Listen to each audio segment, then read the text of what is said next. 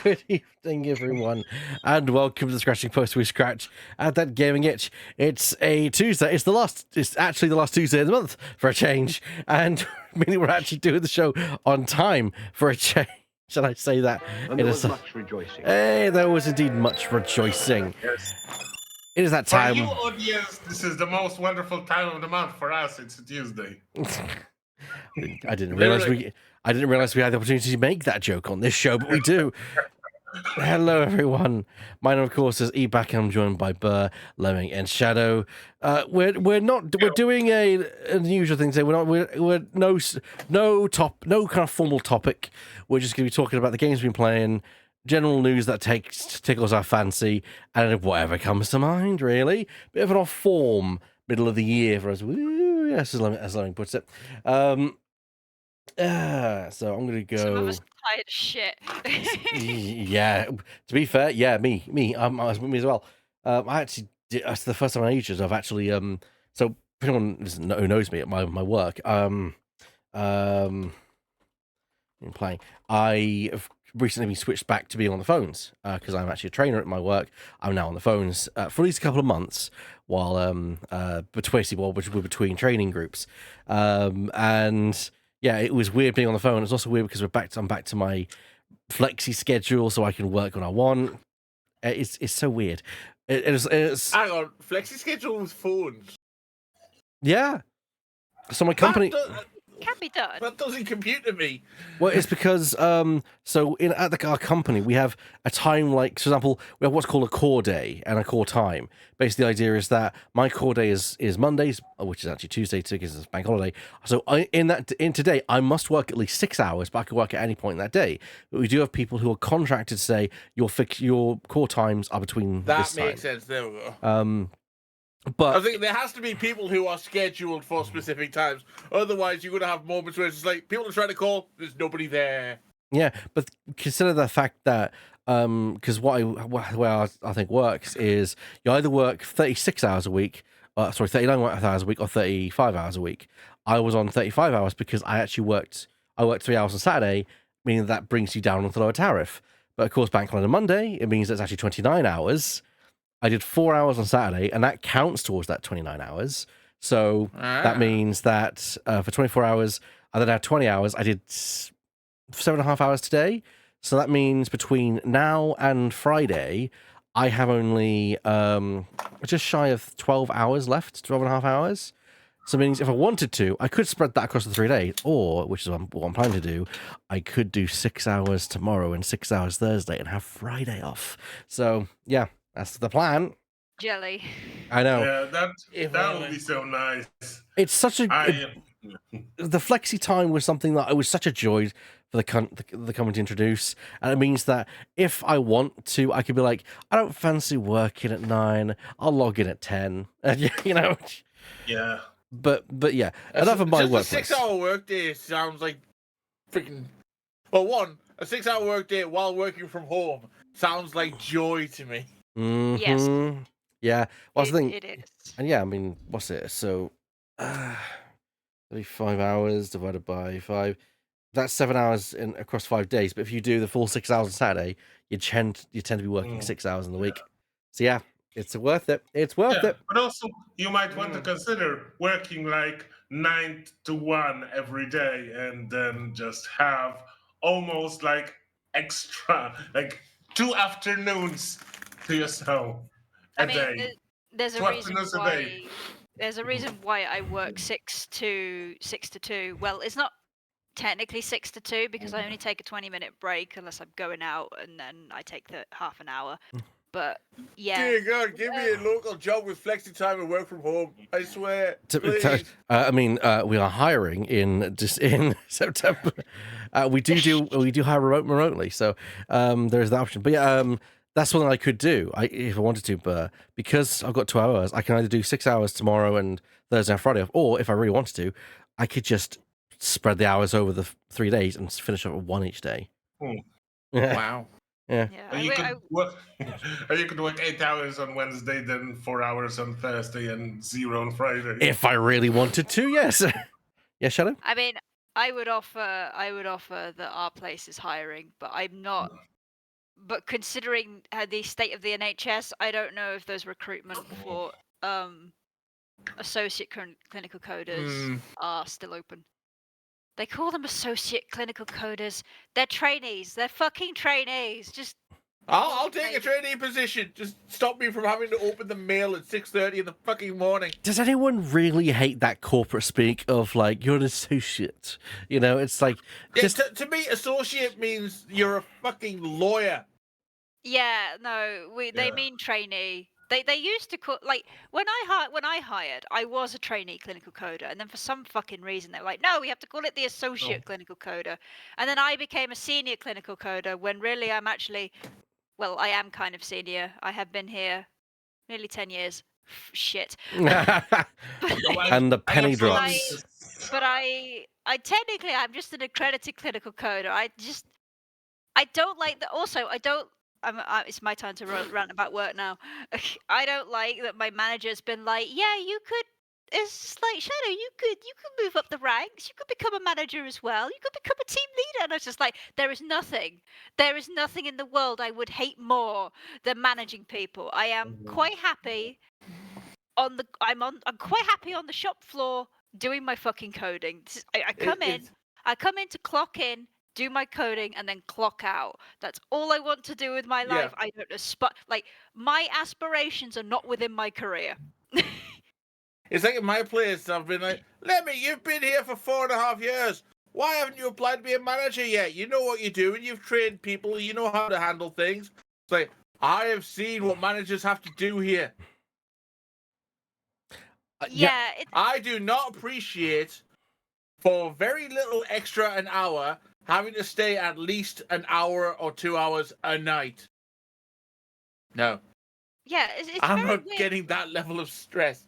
Yeah, it's really weird that some people just don't understand that some of us don't really want to be like that we don't have career aspirations. So like, why don't you want to climb up the ranks, kind of thing? Just like I'm happy where I am.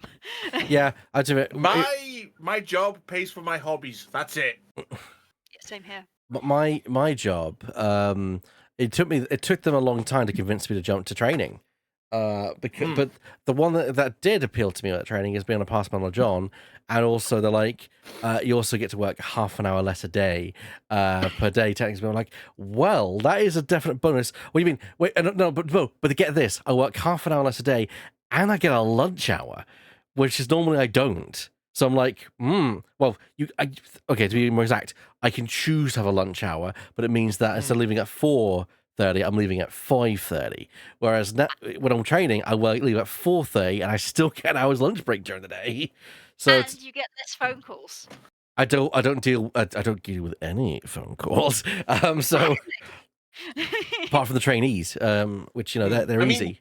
Yeah, because you're dealing with the Chinese phone calls. You're like, you're this god that judges the good and the bad. It's a Although, very fulfilling role. Off topic, but I'm going to mess with Eback's perception a little moment here. How far away do you think that Millennium Falcon is? It's right next to you. Yeah, yes. I remember this I remember this from. That's why I'm bringing it up. Just maybe people at home think that that's a long way away from me. It's right here. It's very small. Divot had fun. Divot had really fun with that. So Yeah, it's That, nothing however, better is than at the other side of my room. Revolution. So yeah, fair enough. all of But- my paintings are either above my desk or they're over there where you can't see. I was kind of hoping Fleming to say, or is it, and just start just like, Put something on that wall, honestly. I thought I you mean- were. I thought you were thinking, Bert, is like he was going to suddenly lift up and reveal that the wall next to him is actually a fake. Like, it's just like it's a green screen. yeah. I mean, to be fair, I do have posters right here. So But yeah, so yeah, work was great. I'm looking forward to because I'm off next week because it's someone's birthday next week. You mean yours? Yeah, it's traditional every single year. Like I don't get people who work on their birthday. Speaking of also, yeah, people who are quite happy in their role. We got a guy in the company. You're not going to name him, but we refer to him as JB. He's amazing at what he does. and he very easily could be a manager, but he's just very happy. He doesn't even need to work because he's as such, but he's just happy doing his job. So, Does he have a very People low like that. northern voice? what was that? Does he have a very low northern voice? No, I don't know what the Oh, reference so- you're making here. Why are we all talking about work? Why are we not talking about video games? You started this, sir. True. Also, I will just hijack the stream. It's Evac's birthday soon. If you want to get him something nice, you should donate through the donate button at the bottom of the stream. Go down there He's looking for a new computer. yes, send him tips. Send him bits. He needs a new PC, like stat. Not You kidding. You don't need to buy a new Steam game. Just give it all to Evac. Yeah, don't. If anyone who is watching, if you're thinking about giving like a gift or something, just literally send somebody via PayPal, because I need the new PC. I need it by October, ideally. And saving is for an expense. If I'm gonna, it's one of the situations where I'm gonna have to buy a new PC regardless. And what I don't want to do is just buy some piece of crap that costs me a bomb that I'm then going to buy an actual PC that's good. I'd rather get it all done in one go, you know? Yeah. Yeah, you don't want to buy the this'll do for now. Yes, PC. because that's a waste of money in the long run. So yeah, Yeah, but it does cost a bundle to do that, which is unfortunate. Yeah. we're talking about 4 figures, and the first one might begin with a 4. So yeah, it's Yeah. Yeah, Mine Yeah. looked like that as well. It's like, oof. Yeah, my PC took me getting laid off. I got made redundant, and the money for like the $6,000 I got for being made redundant, I then used to live off of, and then I got a job while I still had $3,000 of it left. I was like, cool. Hello, local PC shop. I have $3,000 budget. Make me something nice. Click. yeah. And I made you a sandwich. But See- not with the Yeah. not with the PC. So what have we been playing? You guys been playing video games? I've been playing video games. I've been playing video games. I've been playing. Many video games. Oh, I've been playing a video game. I have been playing some video games of recent, but most of the time it's been me being depressed about like I got to the end. I got to like a part to the part with Nightingale. I was like, I'm fed up with this game now. I mean, I managed to get all of the achievements for it, and I'm close to end game or where the end game would be. But I fell out of it, and you sometimes get that that really strange, depressed fugue state where you've had like a game that's been like, either a game or a book that's been like in your life for such a long period of time, and then you finish it and you're like, oh, I don't know what to do with myself, and you're a little bit depressed about it. I've been going through that this whole fucking month, and I'm only recently started to crawl back out of it. I've not had it for a long while, but back in the day, oh god, I've had a lot of that. yeah. I'm playing Roots of Passion now because I keep meaning to do that because there was an update. A couple. They of months ago. updated the trees. Yes. The tree. Well, there's now more achievements, so now I've got to go back in and recomplete the game. As you do. Sounds fair. Oh, yeah. Yeah. Is that all you've been playing, Shadows? I don't want to move on without. Yeah, don't worry about me. There's nothing else I've got. Okay. Like it's Burr, what have you been playing? I finished Kazan finally, for fuck's sake. That game was giving me so much stress. I was seduced by the fact that at the beginning it's very easy and it's easing you into it. But then the more I played, the more I heard a lot of people on the internet like Fex for Life and Vatividia and a lot of people that are professional Souls-like game players. They were saying this is one of the hardest Souls-like games they've played. Like, oh shit, what have I gotten myself into? Ruh-roh. But I finished it. I love how coded I am because when you said that I was seduced by how easy it is, I was able to say by the dark side. I was seduced by the dark side of the In Souls fairness, he has Link. been being seduced by the dark side and punching people for Yes. no reason. True. I have literally made an Excel sheet for this game because I am normal. Oh yeah, so did I. Oh snap! I've made myself an Excel sheet where I was putting the information of how many deaths I spent on which part of the game. And now I can see, like, there were some bosses that were pretty easy that I beat like 5 times, but there are some doozies that, hold on, let me show. The most difficult one I died 187 times to. Now number 2, 155 deaths. And then the second boss of the game, 99 deaths. That's the 3 most difficult ones. But Oh no, you go was- first, Burr. in the end, it was a lot of fun. There were some bosses that were absolutely shitty, and I hated them with all my life. But there were some of the bosses had great music, or some of the bosses had great stages to themselves that were really fun, and I really enjoyed learning how to beat them. And learning when to parry, when to use which spell or attack or something. It was really fun. It took a while, but I enjoyed it. I will say, you don't like the bar. There's loving a game, and then there's making an Excel spreadsheet for a game. Yeah. Well, I should say like I- Excel spreadsheet / cataloging said game. Yeah. Back in my day, when my dad had a MS-DOS computer, I played Wolfenstein 3D, and I had a little notebook, And you were drawing and I maps. used to map out all the maps. Yeah. Oh yeah, well I used to do calculations for how many runs it would take me to the Ectofunctus in RuneScape, in old school RuneScape, in order to raise my prayer level. We are not the same. Did you ever have to write down codes instead of save files? Yes. Yes, actually. I had to There we write go. down an extremely long code in order to transfer my original Golden Sun save with all the Jinn, all of the items, all of the levels, and all the characters and stuff over to Golden Sun: The Lost Age. Actually, I quite enjoyed those times when you did not have when you had codes that you could type in, provided the levels were short. Because Yeah. Yes.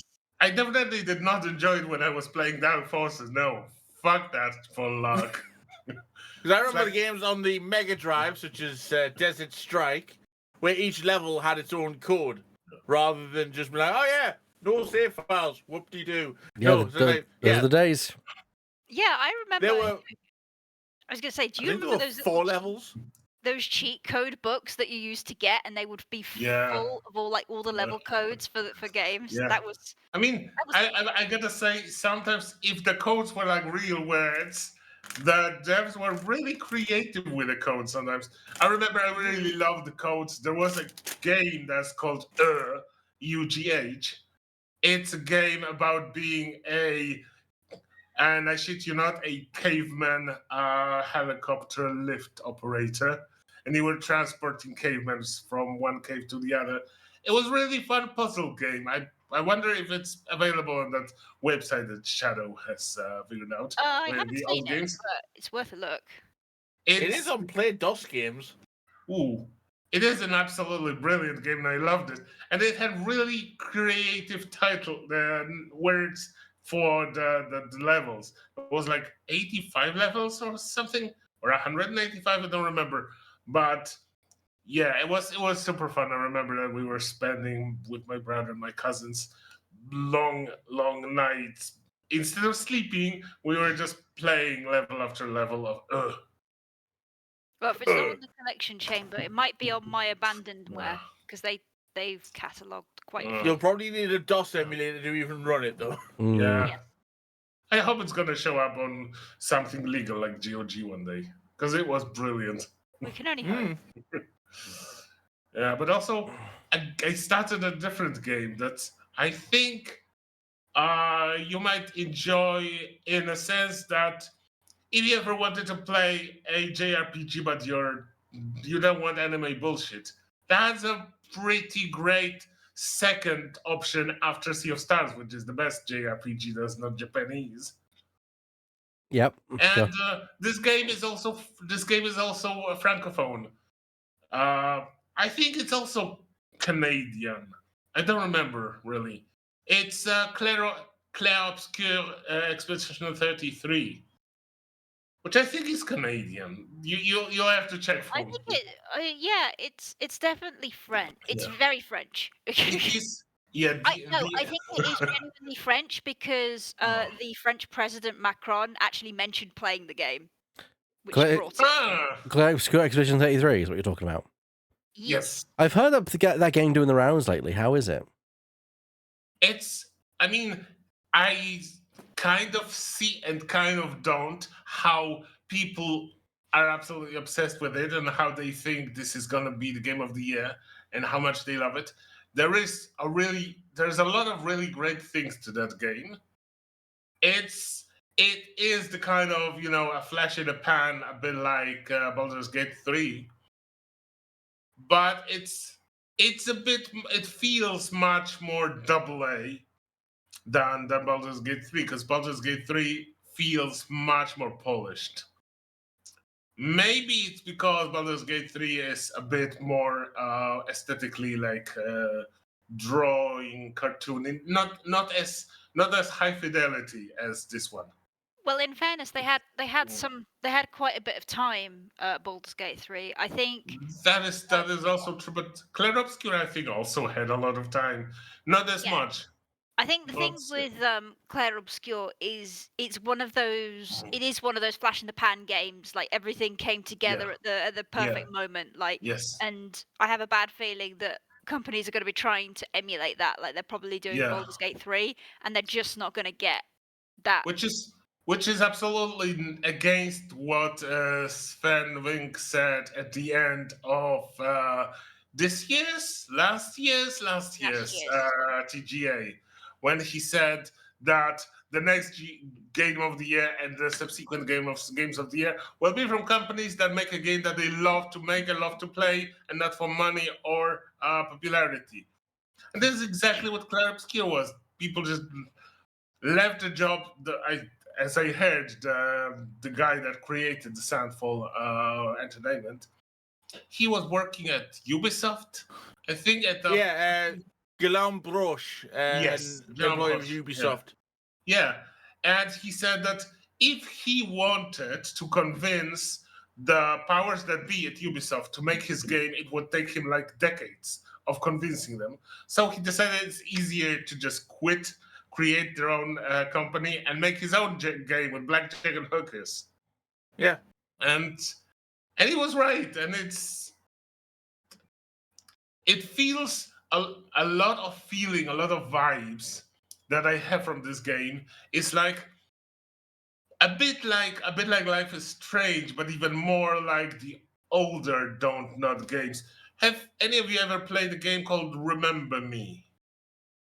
I've heard of it, but yeah, it's a different kind of game because that's more like a hack and slash puzzle game. Whereas this one is a JRPG. But the visuals, the feeling, the aesthetics, you can tell it's a kind of French or Francophone influence all over the game. Not just with the names, because everyone has a French name like Gustave and Maël and Ciel and Esquier, and all the aesthetics and all the phrases and all the mechanics are very Francophone. But it also that all the visuals look very much like Life is Strange or like Remember Me, and I really I always had very strong like nostalgia vibes with those games, and I felt right at home. There's a lot of really cool, funny, whimsical things, so it's really interesting you will have to get through the fact that there's a lot of abstract and there's a lot of like artsy things in that game. But I mean, once what do you again, expect? It's a French game. Yeah. What do you Oh, expect? God. French game. Do I need to reset mean- the counter? Yes. I mean, to quote the Falcon yet again, he's out of line, but he's right. Fair enough. Yeah, it's like, from what I've heard of the development, it is basically one of those ones where developer didn't like where he was and had an idea for a game that the place he was would never let him make. So he talked to his friends. They left, made their own studio, Yeah. and then it was just up from there. Because they started off finding their talent on like SoundCloud and the internet, and finding people from all over the place to help them with their project. And then because it became popular enough, they had people like Andy Serkis voicing characters. Yeah, and it's really funny that they found the guy making music on SoundCloud, Yeah. because music in this game is one of the strongest things. It's an absolute bop, and the soundtrack is so great, and I absolutely love every bit of it. And now, if you ever wanted to play a Persona game but you don't like anime bullshit, this is absolutely a game for you. Give that much. But that's the thing with Persona games, is they're so dense. I know I'd Oh, enjoy. yeah. I know I'd enjoy them, apart from the anime bullshit, of course. But yeah. I just I mean, this game is supposedly day. shorter because it's like between 20 and 40 hours of gameplay, depending on how much you want to do and how quickly you play. So it's not as bad as Persona, in which I was trying to get quick through it, but it still took me 160 hours. It does bear noting when it comes to gameplay, it is turn-based, but with quick time events. Yes, and that's the thing that I don't like. And yeah, that's the thing that I really don't like in the game. The only probably thing that you have the quick time events. Probably if I put the difficulty on the lower level, because I'm playing on normal, it would be easier. And also maybe I'm a bit jaded because I am the kind of guy that likes hitting his head against the wall 500 times, and eventually the wall gives in. But I did stumble upon enemies that were way above my level. And I spent maybe a few hours and a couple of dozen tries to defeat them, because they were one-shotting me if I did not parry or block. However, I did level up very, very heavily after defeating them, but still, if you don't go where you're not supposed to be, you're gonna be fine. And also, you are familiar, probably all of you, with how in Sea of Stars you can actively block or actively parry. Oh, yeah, so yeah. You have those perfect. Mm. So in this game, if you like perfectly parry or perfectly dodge, you avoid all the damage. So if you're really good at QTE, you can go through the entire game never using a single healing item, because you can actively prevent all the damage in the game. But you have to be really you have to have very quick reflexes. So, because the QTs in this game will be very difficult, but if you play on a lower level, it does not take that much of your health, so you'll be fine. I appreciate a game that appreciates my time. God knows, Yeah, do and, that. and if you, I don't know what you would be more jaded against, the anime bullshit or the French bullshit. But if the French bullshit is more palatable, I definitely recommend. Fair enough. All right. Yeah. Anything else, or is that you've been playing better? No, that's all. All right. That's all. Lemon, you're next. I've been playing quite a lot. You tell. First off, MonsterCon. Obviously, that seems to be the community, our little community's go-to. Like, let's just play around for an hour and see what happens. Game. They released the DLC character pack for Moss Man and Sadie, which is fun. Moss Man being the moth person, and Sadie being the pizza delivery lady from the first game, which is quite fun. But yeah, that's Monster Prom 4. How the hell have they made 4 of these games? But yeah. And now on to games that actually I have a lot to say about. Game number 1, I haven't played much of it, but Doom had its most recent iteration, the Dark Ages, come out. Mm-hmm, I've heard about it, yeah. How Yeah, is how is that? it? I haven't heard much about it. Yeah, I've only played a couple of hours of it so far. I'll need to play more. It's on Game Pass, so free, yay. But it's a lot of fun. They've done away with the insulting difficulty levels. So like easy difficulty. There's no called like "Can I play, Daddy" or anything like that. You're now the Apprentice Slayer on the basic difficulty. Oh. Well, that's Yeah, fair. I saw Yeah. some. So friend of the show, Steve War was playing it, and he was quite enjoying it. Some things that I've seen of it is that people are upset. There are some kind of people who are upset about the fact that they changed the difficulty names, because of course there are. But also people are upset about a lot of slow-mo being in the game. Apparently, There is you can tweak that. The settings, like you've got your difficulty settings. They're set the same difficulty settings as ever. There's a second difficulty menu when you start the game that you can tweak. That includes how long enemies stay stunned for, how much damage you receive, how much damage you take, which goes up to 1,000%. I have seen that the game has great difficulty sliders, or great sliders for affecting difficulty in different ways that allow you to also ramp up the difficulty should you want to. Oh yeah, which is 100%. good. You can make the game like one shot you. It's like what you can like the basic enemy will just punch you and you die if you put up all the sliders to maximum and go in on extra on the brutal difficulty. Or you can do what I do and have the true Slayer experience, lowest difficulty, maximum damage, lowest enemy damage. I punch things and they vaporize. It's fantastic. That's And obviously you got the new weapons. Unfortunately, Mick Gordon is not on the soundtrack because he parted ways with the developers after the debacle that was the soundtrack from Doom Eternal. But the actual gameplay, all the weapons are new. Like you've got the shield that can be upgraded and have a chainsaw around the edge.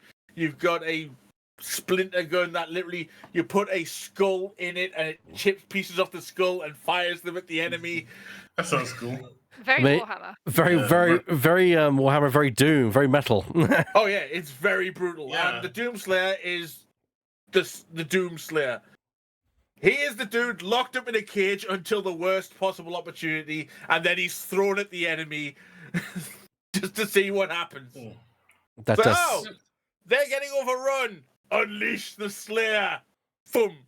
I've not yet even seen anyone play Doom: The Dark Ages. I'll have to go and see how this game looks because it sounds brilliant. I love it when a game does can completely tailor the difficulty to. Oh yeah, the highest praise I will say about this game is the difficulty can be whatever you want it to be. Now I've got this meme in my head of Mr. Burns going, "Release Smithers, release the Slayer." You know, just Yeah. And then just Homer Simpson getting punched in the face by the Doom Slayer. It's like, ah! Just, I have good news for you. Ooh. My abandonware has what you were looking for. Hey. Lovely. I Yay. linked it in Discord. nice. And the game I've been playing most, specifically this weekend, is a game that I haven't really I've dipped into once a month or so, since it released, but it's been just like it's been there, it's been fun, but I've been waiting for more to come of it. Grey Zone Warfare. I mentioned this a while ago. It's an extraction shooter on a big 40 by 40 kilometer map. There are 3 factions players to choose from, and you start in a little base on one corner of the map or on one edge of the map, and you use a helicopter to fly into the map, go in, do business, call in the helicopter, leave back to base, hand in all your missions, and then do it again and again and again. It was an extraction shooter, but it was a bit, basic. Everyone had to call in helicopters, which meant there weren't helicopters available. Each faction could only have 3 or 4 at a time. So if you had lots of people on the map all calling helicopters to come back to base to hand their tasks in, you'd be waiting a while. The entire game has been fixed. They have done some choices in the big update patch earlier last week that has completely revamped the game. Nobody's using helicopters anymore. Except for when you load in. You load in at home base and then you use one helicopter to go into the field. And guess what? It's the modern day. You have a radio. Gosh. So when you complete a mission, you radio in and say, yeah, I've done it.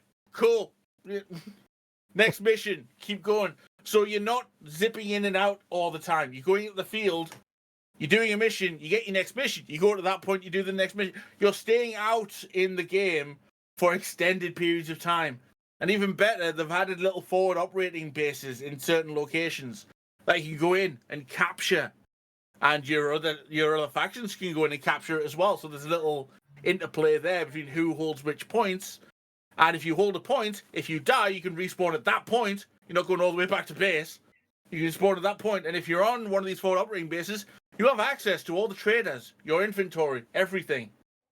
So you're not having to hoof it back and waste time going back to base every 30 minutes. You can spend a day just out in the field completing missions, leveling up, getting all the cool gear. The gear. As an extraction shooter, I want the gear, and I'm finding cool gear, and I'm keeping it. You want the number to go up.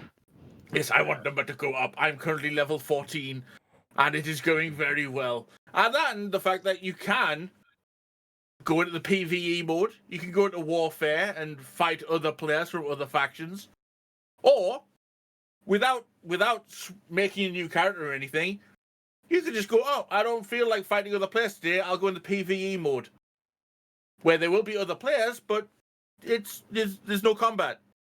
You shoot the NPCs and you just move on. It's a much more chill experience.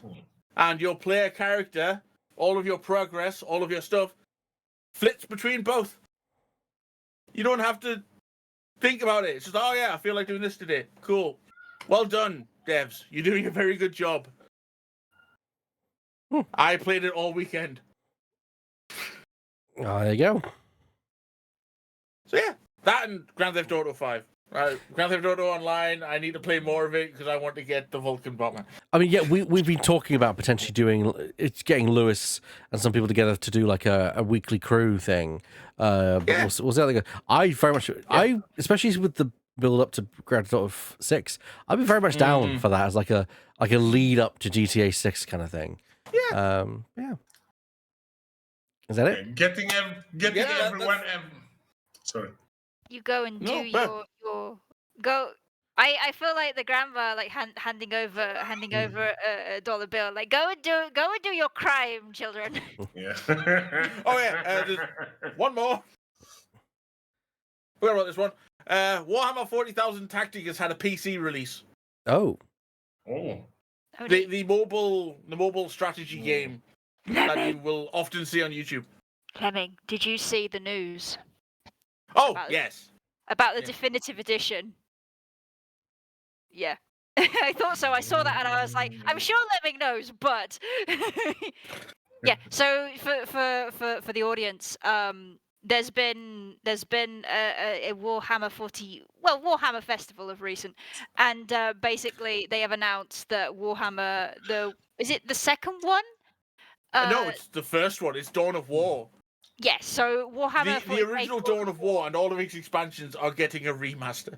Yes, they're getting the definitive edition, which is gonna be amazing. That's great. And also, Alcat Games is basically like, yeah, we want to do a Baldur's Gate 3, but Warhammer 40k, and I'm half and half with. I want to see how it goes, sort of thing. Yeah. I think they just need time, and they need time basically, Yeah, because they do. I mean, They do. like they have done Road Trader, but going from that to a big Baldur's Gate thing is another big jump. I hope they do well. but I we'll mean, see. Touch wood. we already need to play Rogue Trader, but what they're basically doing, the 40k has that much lore in it. You can easily fit in a Baldur's Gate scale experience. You just need to find it. Yeah. Yeah. The thing is, like, I do like the thought of the Warhammer like TCRPG series as well. But the problem with Warhammer is you need to find a DM that's not going to make it torture porn. You have to be very careful. Find a DM who's read the Caiaphas Cain novels. Yes, i.e. Lemming. Hi. For those who don't know, Caiaphas Cain is the 40k equivalent of Blackadder. He's an abject coward, but he's a commissar. he's He's a the person that shoots cowards. Mm. he's a rincewind. Yeah, Pretty he's much. the guy that he's the Rincewind, but he is hero of the Imperium because every time he tries to run away, he happens to find another enemy thing that was about to ambush them, and he saves the day. Yeah, I Yeah, think that's probably Exactly the best. like Great Rincewind. Yeah, I think that's the best thing about Warhammer 40k. It's a grimdark. It's a grimdark thing, but I think where it's best at is when it's just being funny. It's Yeah, the fact that it balances there's a great balance between this is horrific and grimdark and this is goofy as shit. well, the thing is, one thing I really like about Warhammer 40k is it is so grimdark to the point of absurdity at Oh, times. yeah. And I think that's what's quite funny about that. That's what's quite like compelling about it. It's just like it's off its fucking rocker, and I just love that about it. Isn't it Oh, yeah, like the it's best parts, the best games are those that are like focusing on the orcs? Yes. You can't have anything serious with the fucking orcs Like, are like about. the one with like the Fucking great. Goblin Armada, whatever it was called. Because there was a game about like the orc spaceships that I don't remember. Yeah, the Battlefleet Gothic Armada. Yeah.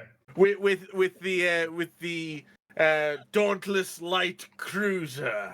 This It's is the your older Dauntless. Dauntless Light Cruiser. Not gonna lie, the current fanfic I've been writing, which involves fleet battles, like that's been in the back of my head. It's just like this is your cruiser, this is your other Dauntless Light Cruiser. No, it's not that. Oh god, I never finished either of those games. I need to get on that. But no, Tacticus is a mobile-based tactics game where you collect characters, use them in various battles. It's got dailies, it's got gacha, it's got all that mobile stuff, and now it's on PC.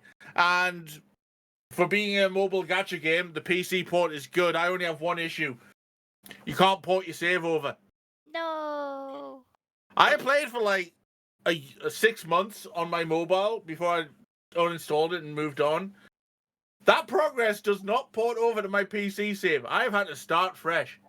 What kind of game is it? Because I only when I hear mobile tactics game, the only that comes to my mind is like 3 lanes spawned characters bullshit. That's No, this is an actual Forward. like you've got a hex grid that you place what units you want to start on at the bottom, and then your enemy units are dotted around or at the top, and you take turns moving and fighting. a real tactics game. It's an but actual mobile. tactics game, Ah. yeah. So It even has a Can PvP you- mode. can you romance your armies? No. So not Fire Emblem then. No, it's not Fire Emblem. It's not Azure Lane. It's not you can't marry any of the characters. I was None of that. hoping for a Warhammer 40k Fire Emblem. I mean, in fairness, you can fuck some of the people in Rogue Trader. I mean, yes, you can, and I I do intend want to, but It depends on which ones, but okay. hey, look, I'm just gonna be your henchman. Like I'm in the Yeah, background. you go with whoever you want. I'll pick one. Don't worry. I mean, I'm the Rogue Trader. I have carte blanche. For those who don't know, in the Warhammer, like Rogue, in the Warhammer setting, the Rogue Trader is a person or family of people who have been given a writ by the Imperium, by the High Lords of Terror, that they can do basically whatever the fuck they want. Travel the galaxy, trading whatever with whoever, cavort with aliens if it does good trade. And you're one of them. Yeah, and Rogue Trader kind of sustains this, but you can play co-op, but the main player, the Rogue Trader, will get like priority decisions. The co-op player is mostly a henchman. I'm okay with this. I'm just here to look pretty and punch things, and I'll let all the decision making fall on Lemming. You know, I'm not responsible for anything. I mean, that is the best role to play. Look pretty and punch things. Yeah, and then I'll play the game. That's what I do in our. And make my own choices. That's what I do in our Star Wars RPG. Yeah. Looks pretty and punches things.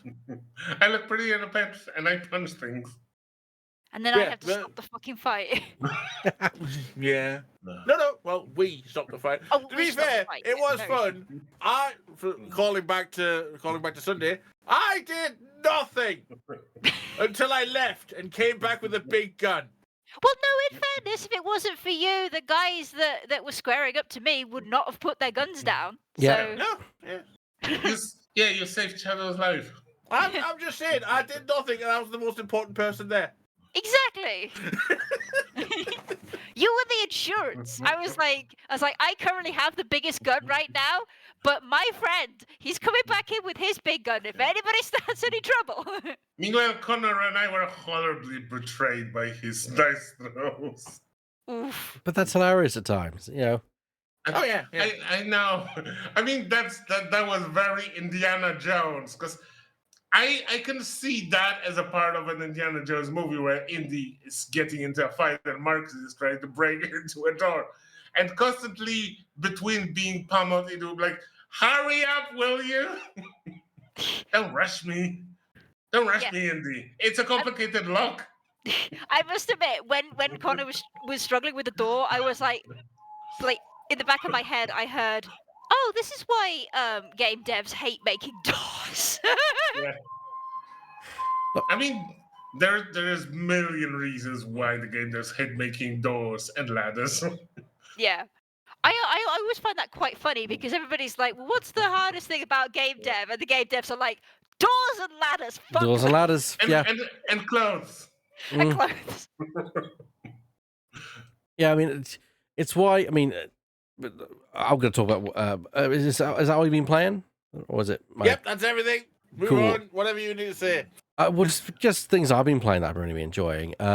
I did get a chance to play some the Escape Simulator 2 demo. Yes. Which I really enjoyed. That was great fun. I played it with Shadow and Burr. It's one that we're thinking about doing as a regular series with that, which is going to be fun if we do go down that route. I'm definitely down for that. Me too. I've also, of course, been playing GTA Enhanced Edition, which we'll get around to that, Lemming, at some point. I'll see if I can convince Lewis to pick up to do something. But yes, I've also been playing, funny enough, Pokemon Sun. Mostly because I've been trying to get complete my Pokedex, and when I say I complete my Pokedex, there's a few Pokemon that's left over. Very nice. But I want to get them in Pokeballs, not like Ultra Balls and things, because I've only like a few Pokemon away from having a full complete Dex in just Pokeballs, which is crazy, but yeah, it is. Unfortunately, I had to search for Cast Form. Cast Form doesn't appear in many games. You get one in Omega Ruby and Alpha Sapphire, or you can get one in an SOS summon in Pokemon Sun and Moon. So all day, well, not all day yesterday, but I'd say from Saturday until just before the stream, I've literally just been grinding in Pokemon. To the point where I was starting to realize I could have just started a blue playthrough on Omega Ruby and other stuff like that and got on the fucking cast form naturally through by this point. And just as I said that, cast form appears as it is summoned. But I caught it, so yeah, I fucking did it. But yeah, so that's been, I'd say fun, but yeah, I'll be doing I'll be doing it in the background, so it's not really it's being taken away from things. There's that. I did play a little bit of Star Trucker as well. I quite enjoy that. Very nice kind of chill game because my Mist's been playing that recently as well. So Yeah, he was getting very stressed out last time I saw him playing it. what was that? Can I derail? Is that okay? One last thing, I've also played Star Wars Outlaws DLC, which has been hilariously fun thanks to Hondo Onoka. Go. Yes, best. Yeah. So about truckers thing, I don't know why, but my YouTube algorithm has been going. Okay, so has been throwing out like really niche videos at me. I've seen one about wiring this really shitty plug, like multi. Oh no! The Don't multi-board, remind the me. multi-board plug, which has the USBs in, which I torture Burr with because he has like some electrical engineering knowledge, and I wanted him to suffer. But one of the other things that I got shown was basically, you know, Scania. I'm gonna say, do you know Scania trucks? You know the big lorries. Yeah, the 18-wheelers. Yeah, like Scania trucks over here, right?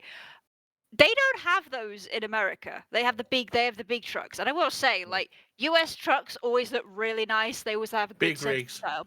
However, a guy got a Scania truck and took it over to the US and has been showing other US truckers about like around the Scania truck. And it turns out a lot of things that Scania trucks take for granted are not over in the US, as in the ride's better. They like one of the truckers was just talking about like the steps up into the cab.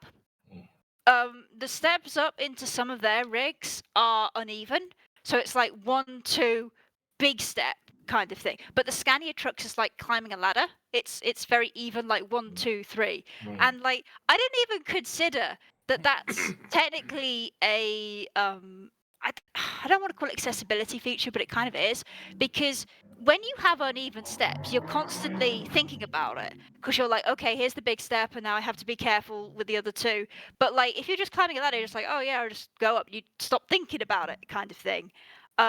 There's the thing about the Scania trucks are so quiet that like US truckers have to wear headsets in order to be, heard on the radio. But Scania trucks are so quiet that, normal lorry drivers just don't wear those kind of thing. It's just absolutely fucking bonkers. And then a lot of them were like, well, how much does this haul? And they were like, oh yeah, this just hauls like, what was it? Like a talk of like 50,000 or something. And they're like, are you serious? For ride this good? And it was just fucking bonkers kind of thing. So yeah, that's what I've been watching like recently, like American truckers having their minds fucking blown for just a normal Scania truck, and I'm just like, what?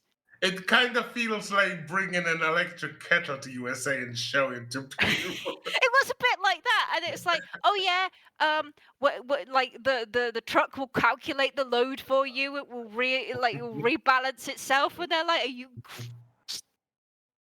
It's just been fun watching because like when I initially saw it, I was like, oh, I'm actually kind of interested to see what they say about it because like.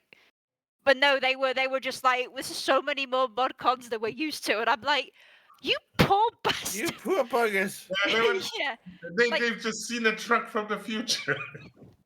Like that's what I'm getting about, like, because I've also been watching a lot of US people react to UK stuff and stuff like that, and like a lot of it just seems like they're like astonished, like what your police have to study for like several years while ours only take like a month, and it's like, yeah. Yeah, that explains things. Fucking, Yeah. like, so much stuff in the UK, in the US is just fucking bonkers, and it's just like, are you guys okay? The answer No, is no. they're not. no, Yeah, they're not. I'm advised a lot of those reaction videos as well, and there was one that really shocked me, like made me think a lot because there was a video that even a title gives you like a stop, like when as an American expat migrating to another country, Oh, when have you realized you don't have to fear for things anymore? I remember hearing about that. Yeah. Yeah. And they're just like, oh yeah. And Real. there were people saying like, yeah, when I hear an explosion, I'm like, oh yeah, fireworks. Yeah, like the only time it's going to be a gun is if you're in the country, and then most of the time it's just a farmer like scaring birds or shooting at rabbits or something. Yeah, Yeah. yeah. For me, one of the people who live within the 200 meters of me has a car that keeps backfiring. So when they go Oh, yeah, down the road, it's they're Let me, sort I, your car out, you asshat. I'd Yeah. argue that you and I are two of the most interested in guns in a little friend group. Would you argue with that? I would not know. Well, what do we say to the US and their gun control laws? Your gun control laws are shit. Yeah, pretty much. That's all it is. It's like I completely. If we're going to get into that, I completely understand the United States' right to bear arms. Mm-hmm. They were formed as a country under threat by a superior force. The right to bear arms was written into their constitution to fulfill the need of a militia to defend the country against invasion, specifically from us, the British. Yeah. And Makes sense. it's a big-ass country. The United States is vast. One of their states eats the UK. Mm-hmm. It's simple as that. That space and that climate, and that choice of climates, has a lot of wildlife in it. Wildlife that Yeah. can and will kill you. Bears, wildcats, cougar, all sorts of wildlife. Hell, birds. All sorts of wildlife. If you're traveling wilderness, you need protection. So the right to bear arms is an essential. But US gun laws are written the wrong ways, to the point where anybody within certain circumstances can get a gun. And that's the problem. Because Yes. common sense gun laws would say you can have a gun once you've proved you can handle one. Yeah, which is what the UK laws say. It's like Yeah, you may bingo. have a gun, but you've got to go through. I think you've got to go. You've got to tell the police first. You've got to have a psych. You might have a psych eval. I think they do. I Make think sure, you need yeah, a, yeah. you 'Cause you need need some to sort get of a firearm certificate from the They need to evaluate where you're going to be keeping the weapon, including having a safe for it. yeah, and they things do like that. that. Yeah, I've because when God. Yeah, because when my maternal grandpa passed, he had a shotgun in his. He had because he was because he lived on a farm. He had a shotgun. Now he had a shotgun, and of course my mum had to after he passed. My mum was like, "I don't want this," kind of thing. Yeah, I need So to she dispose of this. She had to call the police to get them to remove the thing. And I'll tell you, as a youngster who used to live in that house, like my mum would drop me off at my grandparents' house, because she was she and my dad worked, and so she dropped me off at the grandparents so they would get me ready for school and everything. Yeah. I never knew there was a gun in the house. I didn't even And that's know the where way it should be. locker If you Yeah. have a gun in the house, your children should not know you have a gun in the house. Yeah, I did not know about this until recently, like a couple of years ago, that my mum was like, "Oh yeah, I had to like give the I had to get rid of it." shotgun away to the police." I was like, "He had a shotgun." I had just Yeah. had like one of these weird oh my god, why is this is so obvious? Why is it not an issue? I just realized we have people take lessons and courses to drive a fucking car. Yeah. Yeah, and they don't either. Oh, did you know? Did you know the Americans don't have an MOT? Well, Oh no. It's mad, but fucking I know. the country is so obsessed with freedom they forgot common sense. Well, Um, it's less obsessed with freedom. freedom. It's more the people in charge have been bought. Well, Thanks, that's it. Reagan. Yeah, Yeah. it's like the freedom is for the corporations, not for That's the true. people. Yeah, that's Yeah. true. Is the fact that Reaganomics, basically Reagan brought in an idea that you could lobby. People with money could lobby politicians to vote their way. A mistake from day one. Bribes, basically legal bribes. It is, I yeah. thought that was a practice that predates Reagan, but maybe not. I mean, I think he probably certainly amplified it. Uh, Because of course he did. Because it's always fucking Reagan's fault. Yeah, I mean, Much like a lot of our problems now are Nick Clegg's fault. Can we get into that later? I didn't Well, want to. the Thatcher as well. I didn't want to bring this up, but I'm really kind of like concerned that about the shithead in the White House who is like getting gifted jets, and I'm like, even I know from reading from what I've heard of your country, you guys made Jimmy Carter give up his fucking peanut farm, Because it would have been a conflict of interest. Yeah. And I'm like, to be fair, all I see is the Trump and his family using the presidency to make fucking bank. Because Oh yeah, they played That's all it's ever been. Yeah, Sorry. they played the stock market. They could deliberately crash the market with the tariffs, and then when they was like, oh yeah, the tariffs were a joke, lol. And then when the markets came back up, a lot of Donald Trump's insiders got very rich all of a sudden. yeah, Yeah, and it's like you see- fucking You say could. They fucking did. Oh yeah, I mean that's what I meant. They did do the thing, but of course, allegedly. allegedly. But even then, it's the concept of, oh yes, this foreign power is going to give the current sitting US president a plane, an aircraft worth 400, is it million or billion? Billion. It's a lot of money is the key It's a thing. fuck ton of money. A 747 airliner from Qatar, I think it's Qatar, Yeah, to Qatar. Donald Trump. And Yeah, they've been who trying to is going pull- to... Yeah, and they were trying to pawn that off at somebody for ages. Yeah, and it's like they're giving it to Donald Trump to adopt as Air Force One. It's like, great, that thing's going to be full of bugs and surveillance equipment, which means any intelligent secret service will immediately strip the entire thing, start from the ground up rebuilding it, and make sure it's got nothing they don't want on board. And by the time that's done, 6 years will have passed, and the aircraft will be worthless anyway. Well, Well, you do know that a couple of weeks into like Doge doing their things, a Russian spy broke into them. Oh yeah. They demanded all the classified information from government workers, and then within minutes of them getting access to that information, Russian bots started trying to access those passwords. Yeah, and I think one actually broke in at one point. Yeah, it's just US government is insane. compromised.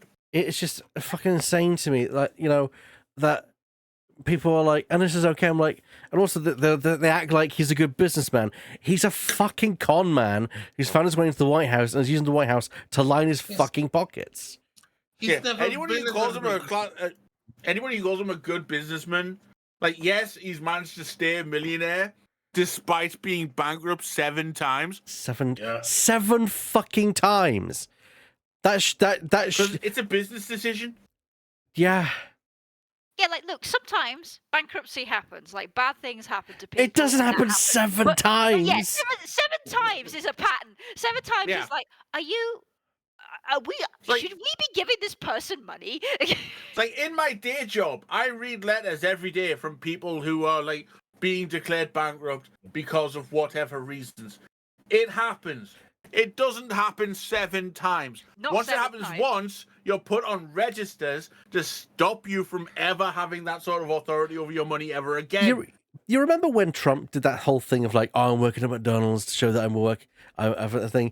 That should be Well, his the McDonald's job. that he had shut down specifically so he could go in and No, do that. he's True. too incompetent to do that. That's He should true. have. He should have just been locked up in his mansion, not doing anything because he doesn't have to. To be fair, yeah, he should piss off The and only get. safe thing he could do. Yeah, you should I go think back. you should drive You should I go. think you should drive a Cybertruck into the sea. Yeah, I think you should do that as well. There's a lot of people I think should do that. A lot of people who voted him. I think I should do that. Did you hear about that one guy that tried to bring a Cybertruck to the UK? I did hear about that, and they were immediately like, "This is not. No, go Well, away." no, it got taken off them. Yeah, because It's not road legal in the Yeah. UK. It's not European road legal. no, I mean, because it's about. I think it's something to do with the sharp. Like one of the things is it's too sharp, and also it's like it's just too dangerous. It's literally just too dangerous. did it also go through any of the NCAP tests? I don't think it. Uh, Even if it no. did, I don't think it would have passed. I don't think it would pass any of them, but I'm just wondering, has it gone through any? I think Probably I watched. not. Probably not. Yeah, I think I watched it. I think I watched a crash test with it, and basically the car does not deform. And let me No. tell you, that's not a good thing when you are a passenger, because that Yeah, means it's all never the had a d- force goes through the car into you and kills you.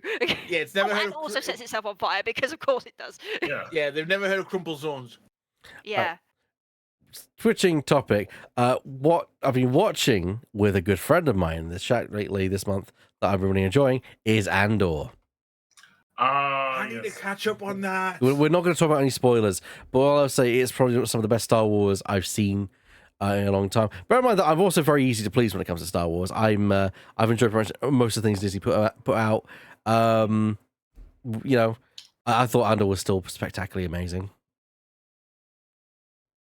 It Good absolutely was. It was very good stuff. Yeah. You should definitely watch it. Yes. I've been trying And, to get my parents to watch it, but I don't think they have, and it's just like. They should watch it. They need to watch it. Also, give us the Acolyte season 2. Please. Please. Ignore people. People can be wankers. People suck. People suck. People suck. They have no taste.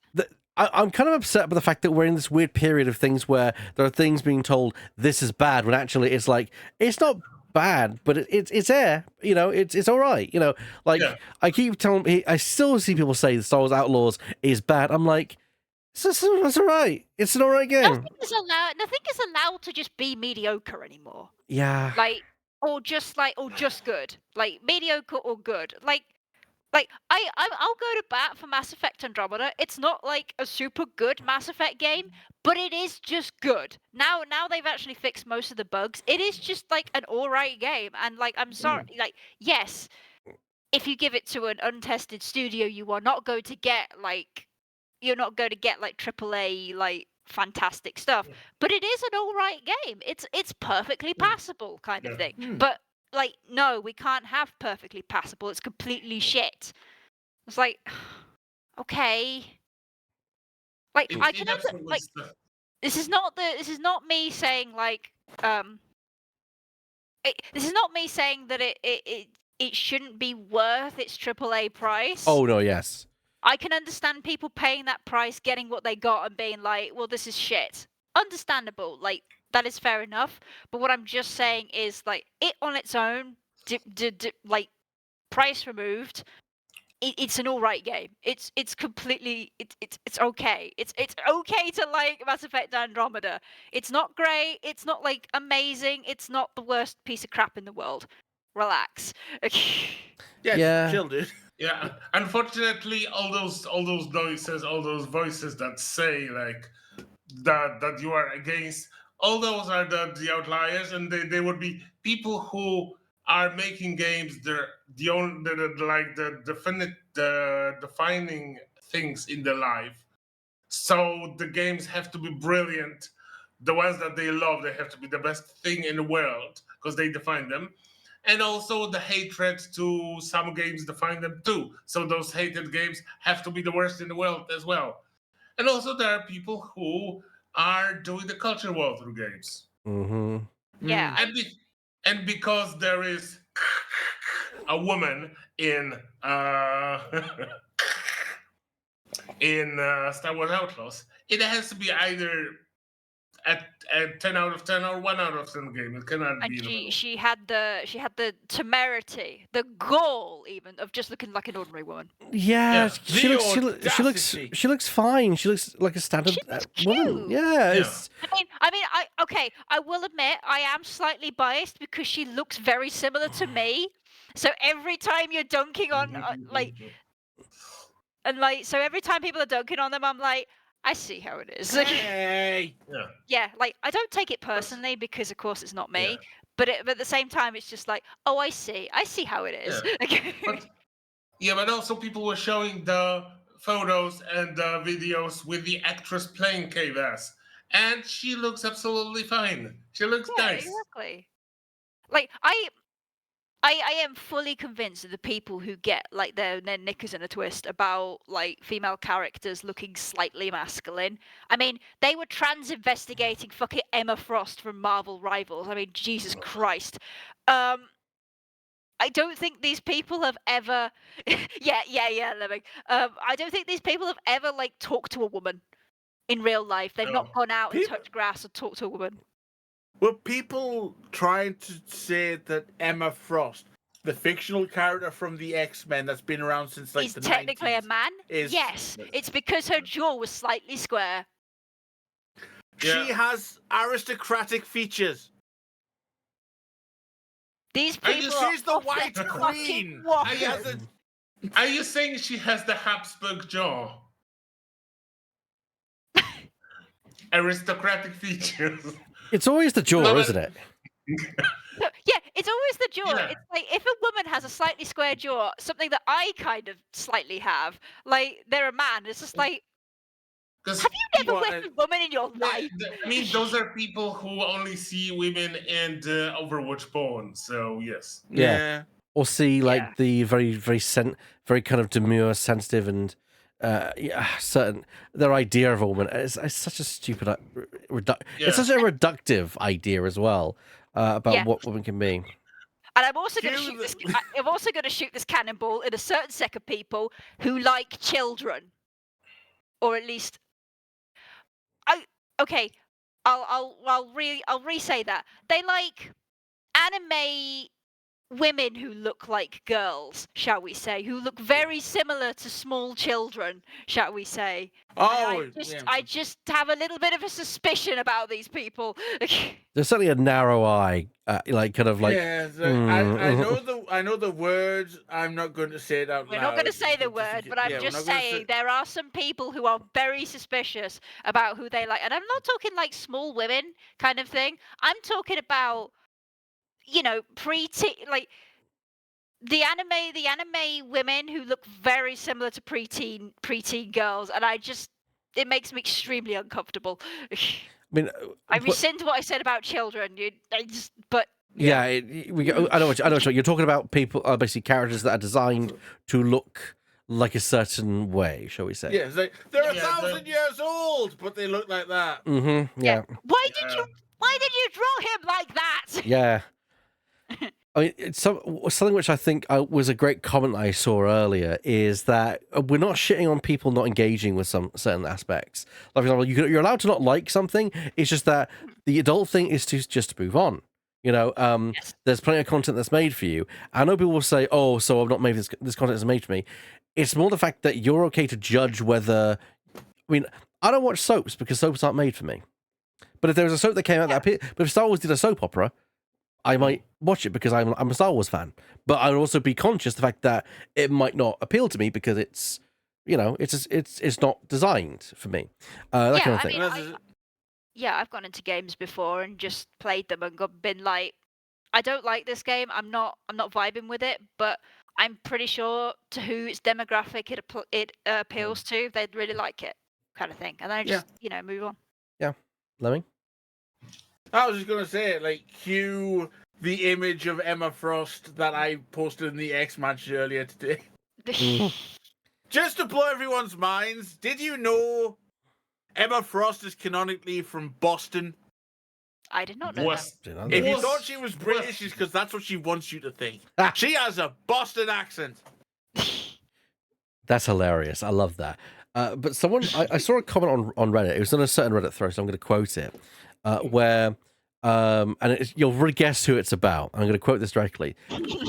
Quote, honestly, even if he did engage in good faith, I don't know if he's cut out to cover this type of show properly. I hate to sound like this, but the fact that he could only refer to Cyril as the guy who randomly eats cereal with his mom is really telling of how deep he's engaging with the show. Someone then replied, sure, but I wouldn't shit on someone for only casually enjoying a show on the most surface level. That's totally fine on me. I just can't stand the dishonest bad faith bitchy bullshit. And someone, I think, said it perfectly, saying, I judge people who would watch a show at that level and then review the show based on that. Yeah, Yes. You know? I judge I think people I on know that who too. you mean. Was this the same cunt who was basically going, oh no, people are being so mean to me for my absolutely terrible take about Yeah. Vader. Yeah. Yes. They also promised that they would not be reviewing under season 2. Oh, Yeah, I thought he was getting out of this gig. I suppose he needed a new Ferrari this year. The guy, grifter's got a grift. You know, it's... he's missing some bricks and screws, I guess. You definitely threw screws loose. Couldn't hear about a fun show that I've been watching. Sorry, before we get into that, he gets really mad that people still bring that up. It's like, dude, you made a bad take that is gonna last the ages. You're gonna have to either live with it or just, whatever. Yeah, like people bring up the fucking how did it get everywhere thing that I said once. You just have to own it, man. The thing is, make a joke about it. If you join in on the joke, like, it's fine. The thing is, he doesn't like it because the joke is about him having a shitty take. Yeah. So Also, his shitty take was specifically done in bad faith to farm the rage. He's just upset that people love Andor, so they are a bit skeptical about his rage farming based on Andor specifically. also, he's not a big. Go on. I was just gonna say he could just easily just be like, yeah, it was a dumb fucking. Oh, I know, guys, it was such a dumb fucking take, wasn't it? Like, yeah, bricks and screws. You know, just like, yeah, I'm just such a screw. Yeah. That's all they needed to do was just say, yeah, that was a stupid He take. could have, Let's laugh about it. he could have like admit that his take was fucking stupid, and yeah. Yeah. And he was just like, yeah, looking back on it from now, that was so dumb, wasn't it? Jesus Christ. That's Yeah. all he needed to do. It's like that pirate software thing, just like, just say you made a fucking mistake. Me nitpicking what is considered to be the best Star Wars show ever made. But It's, that's the problem. He's not grown out of that. He did not have any character development. He's just mad because he was shitting on the wrong show. it's fine. He's just mad that he's not with the group. Like, it's all fun. It's all fun to bully somebody, but if it's him getting bullied, He just doesn't like Andor because it doesn't involve Force and Jedi stuff, and you could just go back whacking off to Vader theory. We know that's what you want to do. But anyway, 11. Wow, they've created they create a universe that doesn't actually need to center around Jedi. I know, right? I've been watching a silly show I started a couple of days ago. Oh, go on. It's called The Wrong Way to Use Healing Magic. Okay. I Okay. have a bad feeling about this immediately. A young high school lad is late at school one evening, and he finds out that the only other two people who are late at school with him that evening are the two most popular students in school, who offer to, who prove themselves to be quite nice and offer to walk him home in the rain.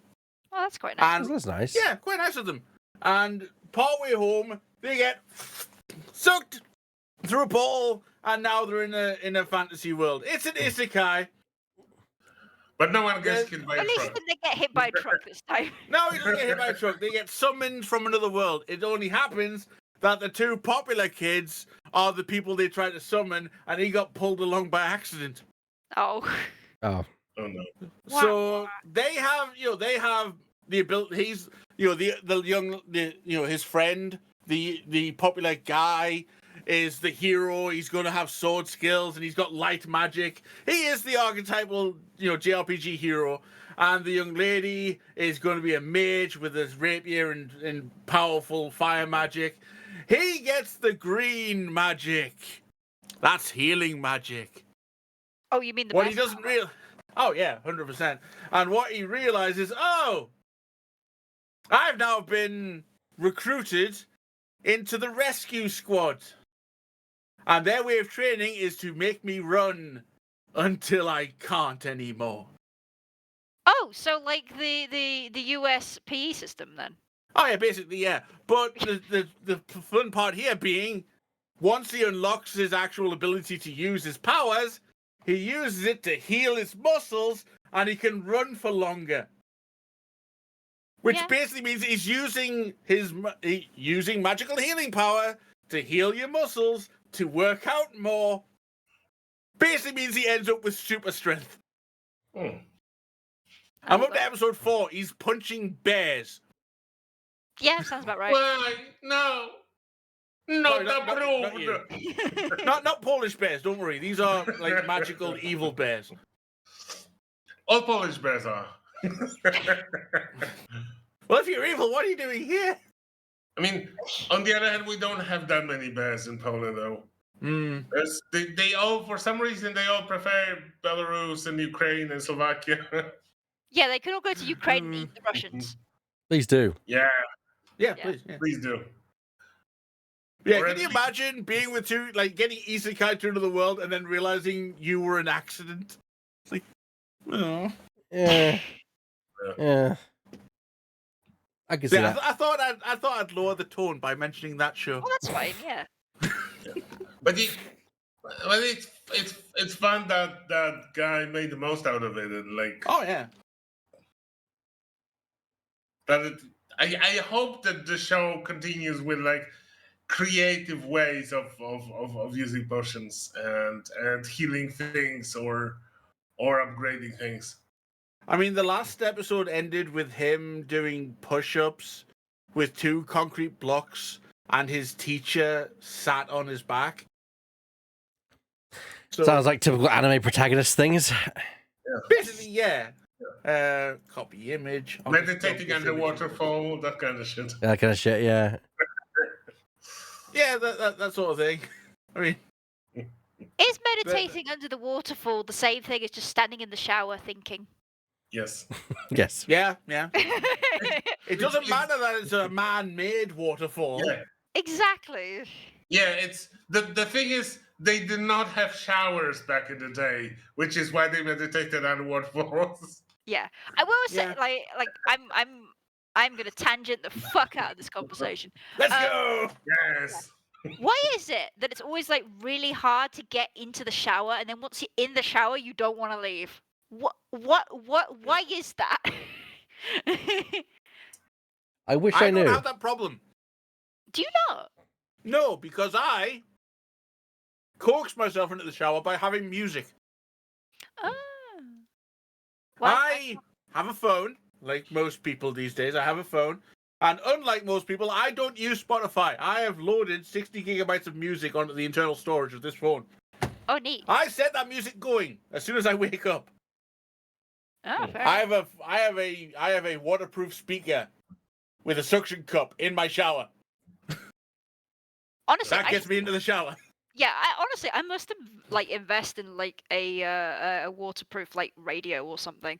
Mm. As I'm getting older, I understand more and more of my parents' foibles. Like, oh yeah, that's why they've got a radio in the fucking bathroom. Yeah.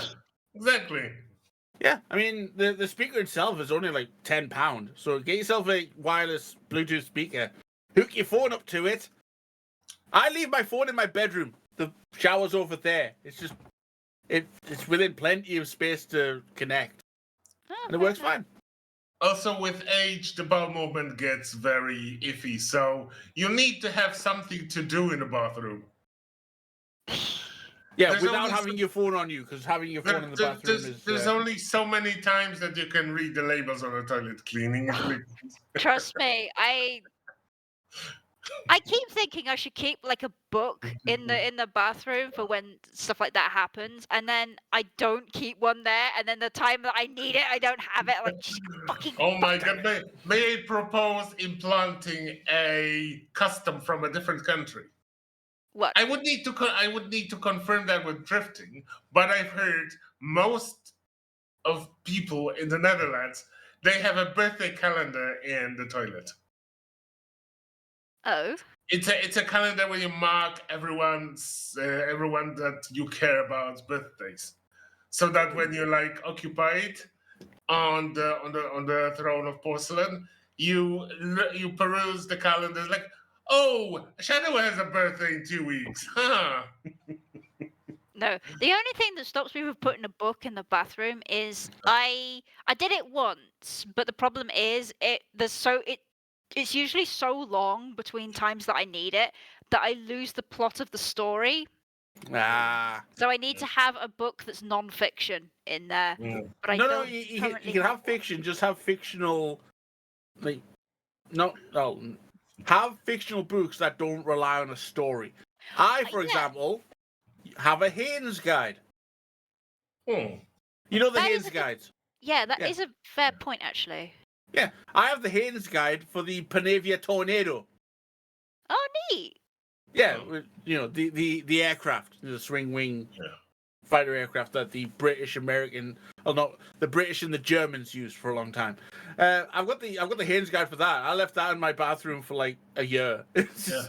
Yeah, I might actually do that actually because I've got the Star Wars from a certain point of view, the New Hope one, and because it's an anthology of little stories, I could probably just leave it in there and just read a story at Yeah, there a you go. time.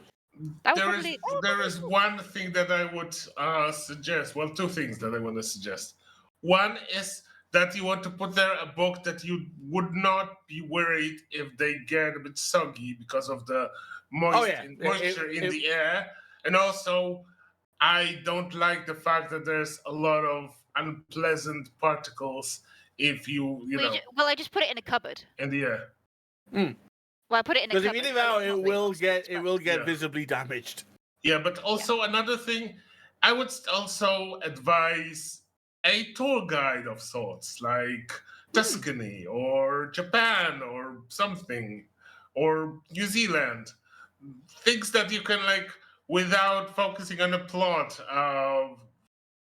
flip through. Or Yeah. alternately, The Prince by Niccolo Machiavelli. That's a very good toilet book. You come here for the best of the Or you can find those novelty books that are about the toilet. There are toilet themed funny books for while you're on the toilet. Yes, of course, because that is an industry. It is industry. Is there anything else anyone wants to add?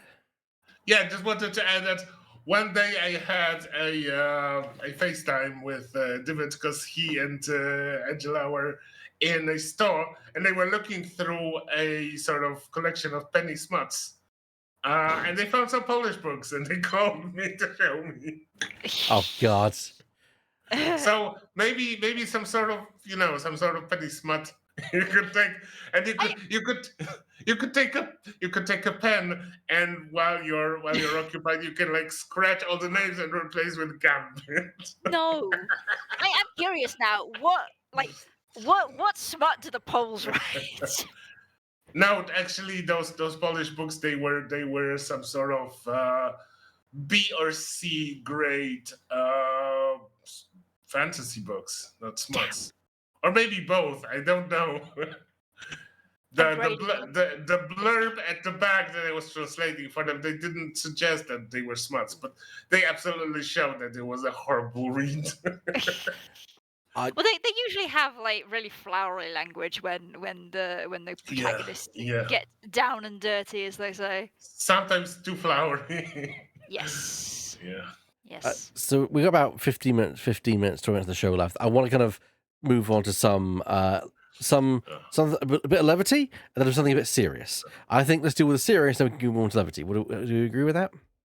I agree. Yeah. Okay, serious stuff. There's a movement I found out on a bit recently that I think is very important, and I think anyone who is a gamer who believes in this should sign these petitions because they are official government petitions. There's even one the government, and that is the Stop Killing Games movement. Yes. Which of course is a consumer movement to effectively combat recent effects within the industry of companies just being like, do you know what? Let's just shut down this game. You can't play it anymore. Yeah, it's not yours. Goodbye. Well, that's goodbye. Yeah. It's to basically Yes. which to me, I think that a company, if you're going to have a live service game, you should have a sunset plan. You should have like, okay, at this point, once the game is declared no longer viable, we're going to be ending it. This is what we're going to do to ensure that players can continue to play it beyond, even if it's not a case, even if there's no servers, yeah. I mean, hell, you could make money.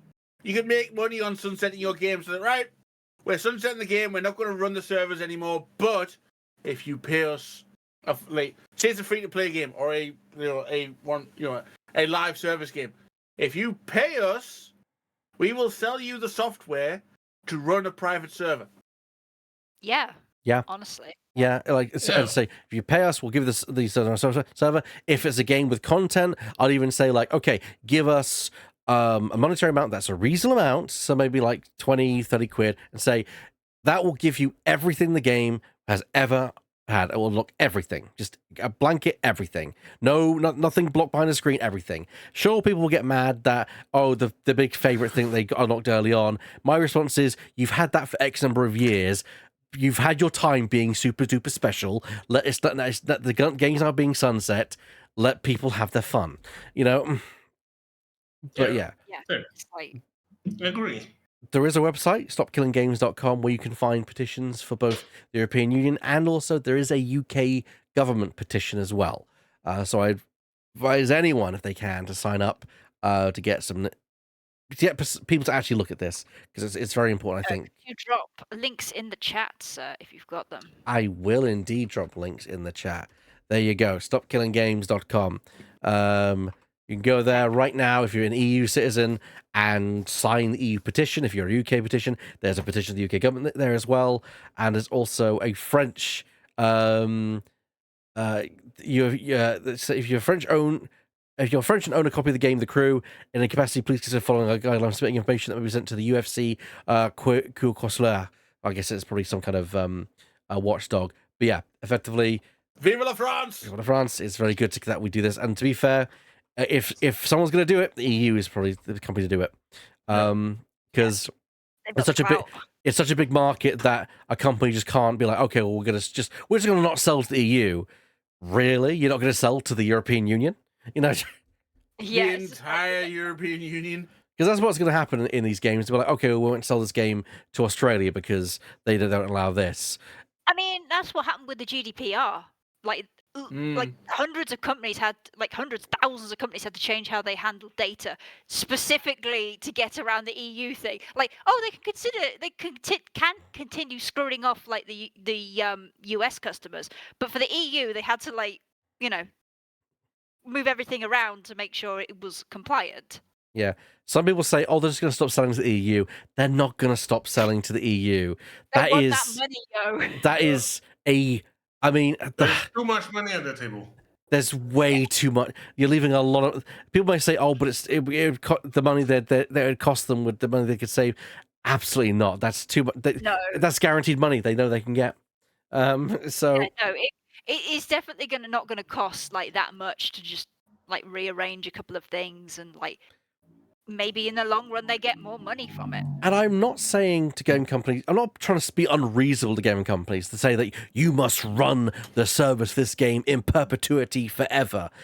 Just give players the ability. No, we're not asking that. We're just asking the ability for the thing that we bought to be playable. Yeah. If we have to do something to make that run, like have a server, and we're prepared to do that, absolutely fine. That's reasonable. Yes. But telling us no, you can't do that. Nah, absolutely not. Yeah, you don't need to give us like the base code of the game. Just give us enough for a server, and we'll people have done I mean, fucking private servers for MMOs. Yeah, people will do that with or without your help. And if be nice, helped us. Yeah. And if this is required by law, maybe it'd be something that you can actually now start actually building into your games rather than just letting them fucking die. Yeah, it is it's on the whim of the publisher and devs whether something gets sunsetted. Like like multiverses, or whether it just fucking dies like numerous other Mhm. games. I mean, Battlefront 2 has had a strange resurgence over the last, like, in a week. Yeah. Like, a lot of people are suddenly playing Battlefront 2, Stars Battlefront 2. Yeah, I noticed Carl Yeah. Catan was doing it on Blue Sky, and I'm like, okay. Yeah, it's because the game, so for some reason, Andor has really kicked up interest in the brand, and people are playing Battlefront 2 suddenly all of a sudden. Wow. It's yeah, almost it's even like there's even been called by fans as like, "Where's Battlefield? Where's Battlefront 3?" Which EF said, What? we have no plans of making a Battlefront 3 at this time. Which is like, guys, you're leaving money on the table. Which we all know why. It's because they can't monetize the shit out of it. You know, Yep. yeah. because they tried it and they got fucking caned when they tried that. But Yeah, they got their fucking like knees kicked in. also, could you imagine how cool it would be if there was an availability to set up a server for Squadrons? Yeah, Oh god. yeah. They still haven't fixed If that only. fucking like friends list bug. Yeah. That is such a shame. Part of our history. I want to just play gone. with my friends. Yeah, that's so sad. Is that part of our history, our collective history, is now just something which we can't really engage in because a company whims it so. And yeah, I do think when it comes to bugs, a company should be obligated to look at and fix those bugs. I'm sorry, you know. Mm-hmm. You don't just go, "Oh, game's unplayable, but we've got our money," and leave. Yeah, that's what con men do. You know. It's just... Unfortunately, that is what a lot of game publishers devolve into. True. Unfortunately, Unfortunately con men so. seem to be the going rate these days. You can even become president if you want. Levity. I don't think the Orange Man is smart enough to be a con man. No, it doesn't. You don't need to be smart to be a con man. You just need to make sure that the people you graft are idiots and are more are dumber than you are, effectively. Anyway, levity. To end, I want to talk a little something which I saw a video that just had me absolutely howling the other day. Which because I've been on a Pokemon kick, I've just been watching a lot of Pokemon content creators online just because it's just been the thing. And I discovered something called Pokemon Too Many Types. Oh yes, I have heard. Rings a bell. Which was made by Alpharad and his team. Alpharad's a great content creator for that kind of stuff. Go check him out if you don't. You don't need me to put Alpharad. He's got millions of subscribers. But he's got, great guy. And he and his team made to Pokemon 20 Types, which introduce 50 new types into the game, and also makes some Pokemon be triple typed. So now instead of just having Pokemon have 2 types, you've got Pokemon with 3 types, including types which the type chart is something to behold. I actually have the type chart because I was insane. Decided I want to check out what the type chart is like, and it's like, do I even want to see it? It's something. It's something. I'm just gonna grab it because again, it's worth it. For a start, it's got things like the baby type. Kitty. Kitty. Yeah, it was a kitty. Sorry, I saw a tail. That's all right, and it's fine. It's perfectly fine. So there, She's a baby type too. she is indeed a baby type. Yeah. So there is the baby type, but the baby type is weak to everything, because of course. Oh, that's me. Yeah, except for. Because you also are a baby. Except for like a very few things, like I think there's like a mystery one. Baby isn't weak to itself. However, they also have left and right as Oh, go fuck yourself. as things, and right is 4 times damaging against baby for some reason, and left Oh no. and left is resistant to baby. It was like what? What? Yeah. There is a friend type, a guys type, D's nuts type, Of course there is. which is weak to fighting, by the way. Why? Yeah. Is Executor these nuts type? No, I don't think so. There's bad types. There's gamer type, crab type, gender type. Gun? There is gun type. Yes, there is gun type. What does it go? There's also Ohio type, as well. Why would it? Why? Why? Those poor Pokemon. There's also boring and ugly type. I have There's- my gun type right here. There's prime type for any Pokemon that's a prime number in the At decks. least was made by Young Zoomer, so it was made by Young Zoomer, so of course that would be an Ohio type. But And yeah, then there's a Skibidi type. and they also create loads of moves. Like, and there's a very unfortunate moment in the ROM hack where you're fighting against Clay, who is there instead of Titan Lisa, because it takes place in the Hoenn region for your information, Shadow. But instead of Titan Lisa, for some reason, Clay from Unova is just there instead, and he's an Ohio gun trainer. But he also has Pokemon that has very right-leaning moves, because, cowboy and all that, the stereotypes. And unfortunately, Alpharad was fighting against Duraludon and I think it's Buffalant, the Pokemon in there, because they've had a Pokemon other generations as well. And Alpha was using Ludicolo, and for some reason suddenly it came up. No. Buffalant used a port on Ludicolo, and Alpha just lost and saying that's just a bridge too. Why they also have to port Ludicolo of all Pokemon? Because basically what it is, Clipped and chipped. yeah, it's an amazing moment, and also That is an emergent mechanic at its best. yeah, and like there's gun, which is basically Fissure, but it's gun type Fissure, which kills in one pretty much.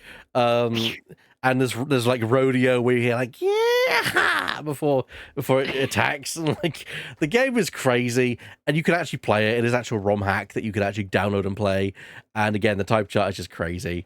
That's scary. Yeah, there's even No, go on. No, you continue. I got something to add on to the end of this. There's all kind of things. There's ball type. There's also the type, which doubles the effectiveness. Yeah, there's the type, which doubles the effectiveness of type moves. There's also I'm killing a croissant. and then there's the reverse Uno type, which reverses type effectiveness. What fucking gambit ass move is that? But hear me out. One of the hardest fights in the game is Wallace, who has a Wynut, who is a baby type, right? Yes. Baby resists everything. Wynut is also an Uno reverse type. Oh, for fuck's sake! So basically, it resists everything instead of being I'm gonna get weak an to actual everything. gun and shoot this man. But it's opposite day. Yeah, it's a sight to behold, and they still have all the original types in there as well. Fuck. Of Along, course. so you got like fire. Yeah, along with fire and all that lot, you've got they do things like baby, Angie, monkey, guys, vibe, song. One I of my want to favorite. be Monkey. an type. My favorite thing is that Ludicolo has a thing which is called move called Disco, where he makes the battlefield groovy. Which Oh, nice. it's like what? That is a great idea for a type groovy type. Oh yeah, no, absolutely fun. If you don't get a chance, watch Alpharad's video of him playing that. It is a vibe. In fact, watch anyone playing it. It's a vibe. They're playing the ROM hack, so you don't have to. Yeah. Oh. Speaking of ROM hacks, somebody actually put RuneScape into a Pokemon ROM hack, like the fucking. the whole fucking game into it, and it's just like it's now a creature collecting game. Go have fun, and it's actually kind of funny. There's a lot of RuneScape jokes in there as well. It's just Of like, course, there would be. why? Like one, why? But also two. That's really good, actually. You know, that might be a good topic for us one time. Fan games and ROM hacks. Yeah. That's a good yeah. idea, actually. Also, So someone why? note it down. Because human creativity knows no bounds. Common sense is not a bound that has to. I should know. I am currently in the process of posting a fic where I basically been like, I will take the two things I like most, the X-Men and Star Wars Squadrons, and then just push them together in the most Now, niche Keith. fic you've ever seen in your entire life. But I'm having fun, damn it. And it is a lot of fun. It is great. And you should read it. I'm pointing at you back specifically. Oh, But also I read it today, actually. Yes. Oh, I've been enjoying it. Good. I read all the fics. I might not say much about it, but I do read them. I read today's chapter at work on my lunch break. I do Yeah. appreciate that Gambit is gonna take credit for something. He's Like- basically been like, I will take credit for this tactic that they're using. He won't actually. He's not me with a, I made this. I made this. Yeah, the second half of the fic is. I'm getting ready. It is being edited at this moment where I basically it's all my memories of Squadrons, and I'm like basically putting it into this fic what I can remember. The only thing I didn't put in was the thing where Lemming's turrets killed a Star Destroyer on defense, but I did refer to that. Yeah, I read the bit Yeah. where you referred to it. Oh, Yeah. I miss Squadrons. Me And you too. get referred to by the Shadows Universe version of Soul Biscuits. So, double yay. Yes. EA, please give us Squadrons 2. Absolutely, please Yes, give us yes. Squadrons 2. Yeah, it's Someone Working give us- servers, please. yes. God, I wish. Yeah, Squadrons 2 with do private we- servers. Do we know what EA did to all those people from Motive that did Squadrons? Because they've been dismantled. Probably and laid them off set- for the luck that they've had. The Hmm. layoffs I heard of were more quality assurance and customer Mm. service staff, so we ain't getting a fucking fix for Squadrons at all. Yeah. No. But I don't think they've touched the main studios, unless I'm completely wrong on that. Like, I we know thought they were Doing being layoffs again. distributed among other projects. But I don't know. Might have done. Yeah. I really want Squadrons 2. Me too. We know Yeah. we're getting Jedi Survivor 3, whatever that is, or the Jedi Yeah. Fallen Order series. But Jedi 3. Jedi 3, whatever it's going to be. But beyond that, we don't know. Thing is, Star Wars is in a weird, because that's the thing. Ubisoft made this big game, and it didn't work out for them, which is a shame because it's also a very solid game. And that's the problem. Is that people always complaining about how like, oh, it's not like GTA. It's like it's not supposed to be like GTA. Just because it's open world doesn't mean it has to be like GTA. GTA Yeah, is gone. No, you finish off. Well, please. I think the idea of like people saying, "Oh, just because you can do this in this game, you should be able to do that in all games," I think is No. yes. It would be fun if you could like kill random people in Star Wars Outlaws, but you're not supposed to because that's not the gameplay it's selling. You're supposed to be, and you're an outlaw, but you're not someone. You're not a murderer. You're not a random. You're not a murder hobo. Yeah. Yeah. Whereas in GTA, like, you're supposed to play into that a little bit. Yeah, that's the whole point. I think they should go back. They won't because Star Wars is such a big IP now. But I think they should go back to how they were in the 90s, early 2000s, where they basically just toss the license to everybody and just let them have rip. And we got some like really interesting like Star Wars games come out of that. I would love to see that again, but Disney being I mean, Disney will not do that. It kind of is like that at this point. They don't toss it to everyone, but they are far more liberal because, David Carr still is making his game, hopefully. I have And, not heard. I've not not heard anything heard about that for like fucking years. All That the- was supposed to be in the High Republic. Ubisoft did their game. Yeah, Yeah. they've done theirs. The XCOM one is currently Yeah, being the developed. XCOM one is being developed. And I- then there's the third Jedi game that's also in development, but I don't know about anything else other than that. I also really wish that there would be more that gaming companies and people with IPs like that would be more would be more acceptable to having like indie companies come in and say, we want to make this. Oh yeah. Yeah. Yeah. That's what I want to say. Yeah, 'cause because Because what's the worst thing that could happen if they cock up? You are the bigger company. You could just squash them if you wanted. Like, bros, you've got nothing to Yeah. lose. not just- Also, the whole financial risk is taken by that indie studio, so you don't lose Yeah. anything. Yeah. Give license to people. apparently, I think the problem is you've got to pay for the licenses, which to me is like baffling. It's like, surely you'd be paying the game studio to make your fucking game. I really don't get licensing in video games at times. Ugh. Yeah, man. I don't get it at all. Because most of the money's going to go to the I don't know, but point is, I think there's a problem with there's a reason you don't see many licensed games these days outside of big franchises like Star Wars. And yeah, fucking. If it fucking sucks, it's just I said this as a come fan on, guys. because I want to see some great Star Wars games, some great variety of Star Wars games. Yeah. Yeah, I I just want to want I want to see fun things. Yeah, I want to see like more shit. I want to see more interesting shit. Yeah, I want to see I new want things my being fucking done. Stardew Valley in Star Wars. Yeah. You know. If anything, Andor has proved that you can do interesting, creative things with Star Wars that are completely different than everything else. Yes. Mm. So give permissions, give licenses to people who have creativity still in them, to the indie studios. You can only come out well on it. I think that's Share those licenses with people who have passion for what you have. Well, yeah, and then you. I would argue mean- that everyone who makes a Star Wars game or is on this project are passionate. The problem is you have Yeah. corporate people who are just there to make money. Well, that's it. Yeah. You're the corporate interests who are passionate about money.